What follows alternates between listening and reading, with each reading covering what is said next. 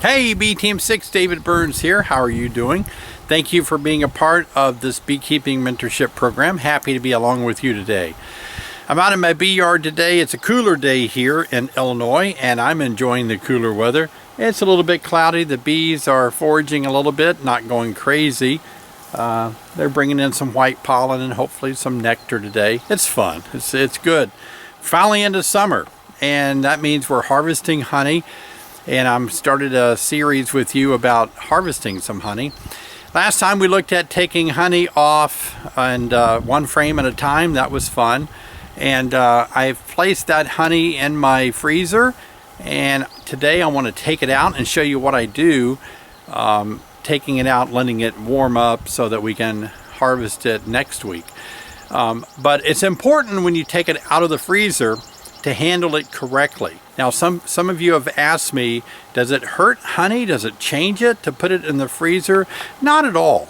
Not at all. In fact, I've always recommended freezing honey if you're making comb honey, because comb honey, by the way, is honey that's not spun out. You use a wax frame, and there are certain kinds of foundation that you can use that is made especially for making comb honey. I think the middle rib of the frame is a little thinner, but this comb honey that you're going to sell means that you're just going to cut it in the exact kind of configuration of the containers that you put it in, making sure the wind's not going to be too noisy here. So when you make comb honey, it's really good to freeze that frame first, because by freezing it, you're going to kill anything that could be in there, potentially like a wax moth, larva, wax moth eggs. You don't want the eggs to hatch into larvae, so that's why I've always recommended freezing comb honey. But why not go ahead and freeze frames of honey? The only reason I did this time is because I didn't have time to harvest it, and I didn't want to leave it sitting around too long. So I didn't want it to attract rodents or roaches, ants, small hive beetle, and so I just thought I'll just freeze these in time. Give me time to get ready to show you how I actually harvest them. So today, let's go ahead and take them out of the freezer. But I want to assure you that that's a very good thing to do if you're kind of in a bind. And if you have one of these big freezers, you can slap them in there, let them get good and hard. It kills everything that could be on there, and there probably isn't anything on there, but you know, don't want to take a chance. And we'll take that out, and I'll show you how I put it in my warm room today. And I want to show you especially how important it is to put it on something where ants can't get to it, especially if you have to leave it overnight. You do need to leave it in a warm room for maybe 6, 8, 12 hours to fully thaw out and get warm so that it can be extracted easily. So let's take a look at that today.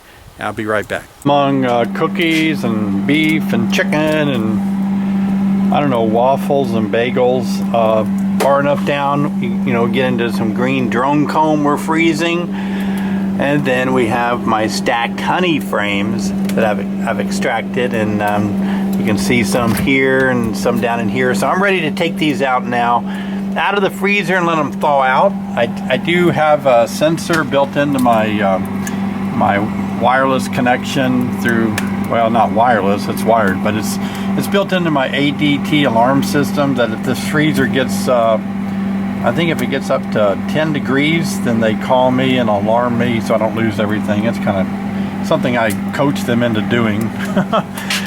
So let's go ahead and take these out and start thawing them out. So I'm out in the room where I keep a lot of queens, and anyway, I've kind of warmed it up a little bit so that I can thaw out my honey out of the freezer. This room is free from any outside holes or anything, so I don't have to worry about small hive beetle, but I do have a concrete floor, so I do have to worry about ants getting into my honey supers while they thaw. It only takes mainly about 6-8 hours to thaw. And what I do, I've kind of built this little thing here on wheels, and so I'm going to set my honey super on this, and I'm going to have to put each wheel in oil. Let me show you. So I just take some oil, in this case whatever oil is handy. It could be olive oil, it could be vegetable oil, And I'm just going to pour some in these little lids. These are the same lids that I use for my feeder jars. I just need a little bit there, see? And I'm going to have 4. And what this does, it creates a barrier between my wheels and the ants that may want to go in there. There, and I simply create a barrier. Make sure that they're not touching. You make sure if you have something like this, make sure that the ants are going to have to walk through oil to get to there. So make sure they're not touching an edge. And then I'm going to stack my honey supers on top. Okay, so that's pretty good shape now. Need to adjust this wheel here a little bit so that the whole wheel is in the oil. You just want to create a moat so that ants do have to cross over any oil to get up into the honey. So it moved a little bit after I set my super on there. Okay, so in this case, this is going to set here for about another, I'll check it, 5 or 6 hours. It will kind of thaw out pretty quickly. It does not hurt honey at all to freeze it and thaw it like this. It works really well. Well, there you go. That's how you can warm up some honey that you bring out of your freezer, and next week we'll extract it and I'll show you how that process begins to work while we cut the cappings off and set things up. Before we leave today though, I want you to come into the hive with me for a moment.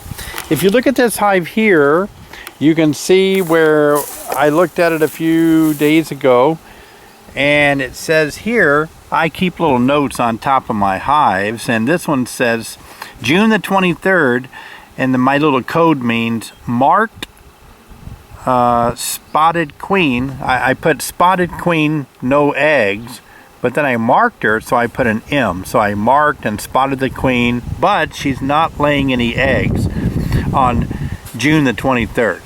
And so today is actually June the 26th. So in 3 days, is it possible that she could be laying eggs? And so I thought I'd just start looking at some frames in this hive, and maybe with some up close videos we can find some eggs, and you can see what does a queen laying eggs look like. Not necessarily the queen, but what do the frames look like if she's been laying for 3 days. How do you detect that? Let's take a look. And one of the things I want to show you is an empty deep box like this, no frames in it, on its side. It makes the perfect size chair for me to work on a hive. You can just sit right here and work a hive, and move it around real easy. Real common for the frame against the wall not to be drawn out as fast as the rest, maybe even never. On this side they're starting to draw it out, so just remember the side against the wall can be a lot slower. So one of the things I want to show you about bee suits, you'll notice these little things right here, and you might wonder what these are for. These are actually to put your thumb through, and it keeps the sleeve from riding up, so it kind of holds your sleeve down, in case you ever wondered. That right there is worth the tip alone, right? Finally, I can figure out what those little things are for.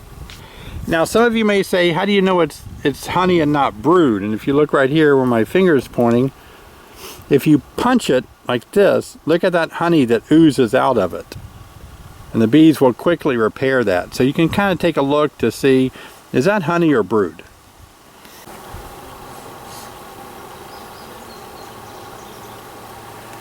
Okay, this is a medium-sized frame in a deep box, so as a result it is got a little bit of comb drawn out on the bottom, and I'm okay with that. Well, here's the queen at the top with the yellow dot on her, and so knowing where the queen is gives us some insight as possibly knowing that this frame may have some eggs and larvae. And let's just move some bees out of the way and take a look down in the cells. I'm going to try to get as close as I can with my camera and just start looking to see what's going on. Is this queen laying yet? And you can move bees with your fingers. There's no reason to blow on them, but just move them with your fingers.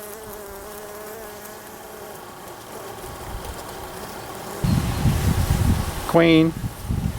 Gonna get my flashlight and just kind of look a little closer into these cells. Because it's so cloudy, I can't really get a lot of sunlight where I want it. Oh yeah, nice.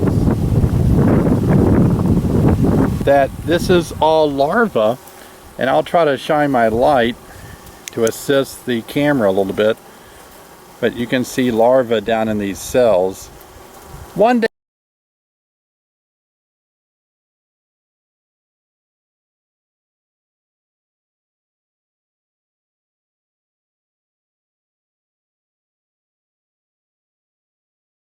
old larva, 2-day-old larva, and so the queen is laying. Aha, that's great.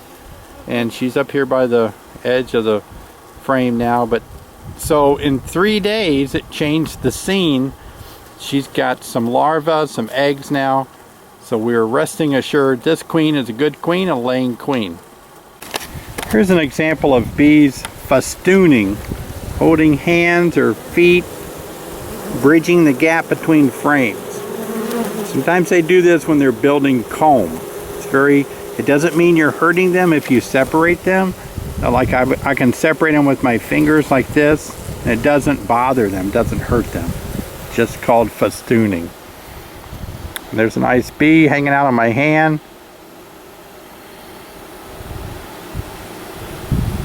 I don't know what she's looking for. Maybe I've got a little drop of honey on there. Maybe I'm kind of salty because it's hot out here.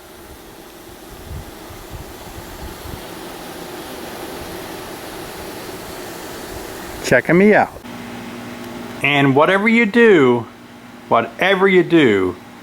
do not leave a door open or a window open in a room where you have honey like this, because every single bee in the world will come into your room and rob all of this honey. It will look like a swarm, a tornado of bees. That it will be something that you will never forget.